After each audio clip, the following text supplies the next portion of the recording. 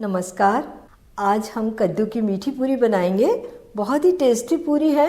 इन्हें सुबह नाश्ते में बना सकते हैं, बच्चों की टिफ़िन के लिए बना सकते हैं, बहुत अच्छी लगते हैं। तो शुरू करते हैं बनाना। कद्दू की पूरी बनाने के लिए सबसे पहले हम कद्दू को पकाएंगे।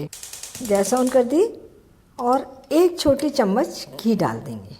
ये 1 कप ग्रेट करके हमने कद्दू ले लिया है। पीला पका हुआ जो कद्दू होता है वो कद्दू है। बीज हटा दिए, पीछे से छिलका हटा दिया और कद्दू को ग्रेट कर लिया। कद्दू को हमें थोड़ा सा नरम करना है। इसे हम ढककर मीडियम फ्लेम पर 2-3 मिनट पका लेते हैं। इसे पकते हुए 3 मिनट हो गए। चेक कर लेते हैं, कद्दू नरम हो गया है। अब हम इसमें ये गुड़ डाल देते हैं। आधा कप हमने गुड़ ले लिया है छोटा छोटा तोड़ के, और गुड़ को अच्छे तरीके से मेल्ट होने देते हैं। कद्दू में अच्छे तरीके से मिलाना है इसे।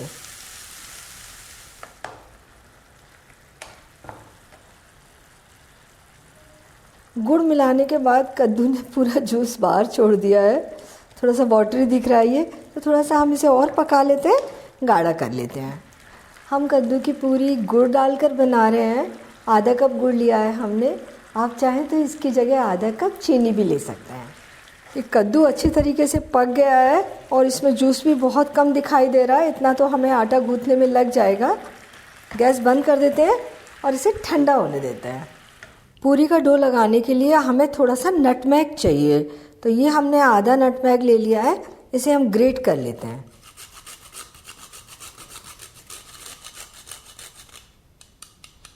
अब हम पूरी के लिए डो बनाएंगे। तो ये प्याले में हमने 2 कप गेहूं का आटा लिया है। ये कद्दू जो गुड़ के साथ पकाया है ये इसी डो में मिला देंगे,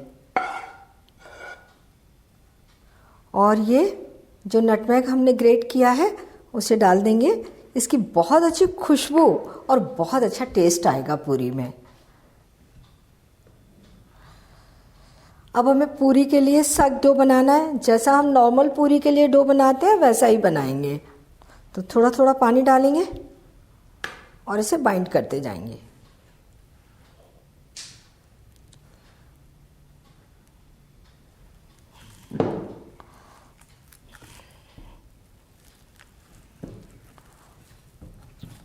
ये हमने डो बनाकर तैयार कर लिया।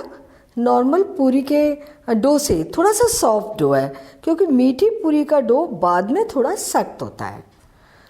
और इसे लगाने में हमने आधा कप पानी लिया था, वो यूज हो गया, और दूसरे आधे कप में से और 2 टेबल स्पून पानी यूज हो गया। इसे हम ढककर आधा घंटे के लिए रख देते हैं। आटा सेट हो जाएगा।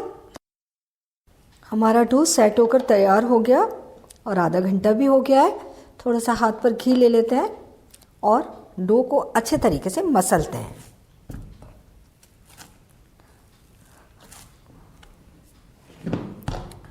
और अब हम 2 से छोटी छोटी लोइयां तोड़ लेते हैं।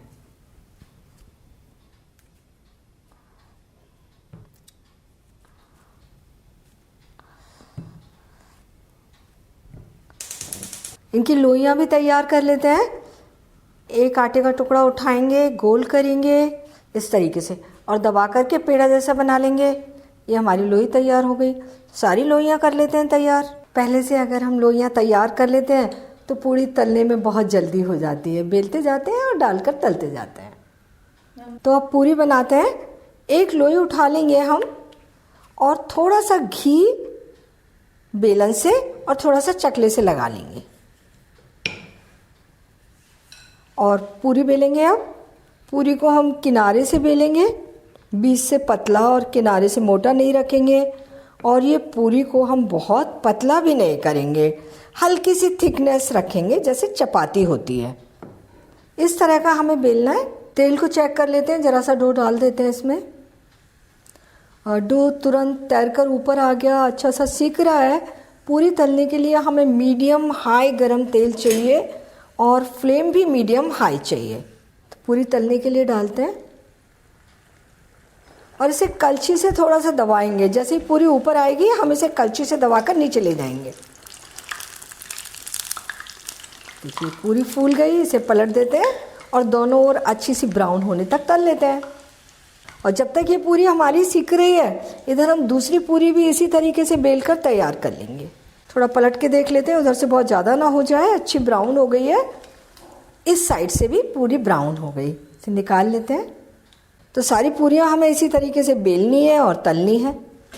मीठी पूरी है तो बहुत जल्दी डार्क दिखाई देने लग जाती है। ये हमने सारी पूरियाँ तलकर तैयार कर ली और इतने डो से हमने 15 पूरियाँ बनाई हैं। कद्दू की मीठी पूरी सर्व करने के लिए तैयार हैं। बहुत ही टेस्टी बनी है। इन्हें आप नाश्ते में बनाएं या डिनर में बनाएं, बहुत अच्छी लगेंगी। और बनाना तो बहुत आसान है। डो लगाते समय ध्यान रखना है, डो बहुत ज़्यादा सख्त नहीं लगाना। अगर डो सख्त होगा तो पूरियों के किनारे फटे रहेंगे और वो कम फूलेंगी। डो बहुत ज़्यादा नरम भी नहीं करना। ज़्यादा नरम डो से क्या होगा, पूरियाँ नरम नरम बनेंगी, खस्ता नहीं बनेंगी। तलते समय ध्यान रखना है, पहले तेल अच्छा गरम कर लें, इसके बाद फ्लेम को मीडियम कर दें और तेल को मीडियम हाई गरम रहने दें। उसमें पूरियाँ तलें, बहुत अच्छी पूरियाँ बनकर तैयार होंगी। और ये पूरियाँ तो अचार के साथ ही बहुत अच्छी लगती हैं। बाकी आप अपनी मनपसंद सब्जी भी ले सकते हैं। तो आप इन्हें बनाइए, खाइए और अपने अनुभव मेरे साथ शेयर कीजिए। और मुझे ये भी बताइए कि मुझे आपके लिए कौन सी नई रेसिपी बनानी है। और मेरे चैनल को सब्सक्राइब ज़रूर कीजिए।